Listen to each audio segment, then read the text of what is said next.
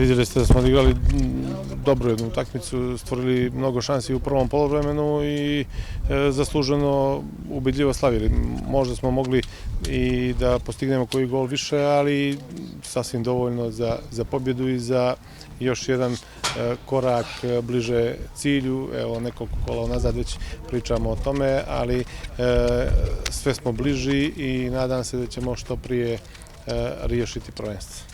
Pa ne bi trebalo, ja sam već rekao da imamo 20 igrača koji mogu da odgovore tom izazovu i pokazalo se tako da svi opravdaju očekivanja i odrade svoj dio posla kako treba, tako da ne bi trebalo da nas poremeti. Jeste da smo par utakmica poslednjih imali tih nekoliko pehova, sreća što nisu veći problemi, sve su to manje povrede koje su brzo rešive, ali najvažnije je da imamo dovoljan broj igrača koji su spremni da odgovore obavezama.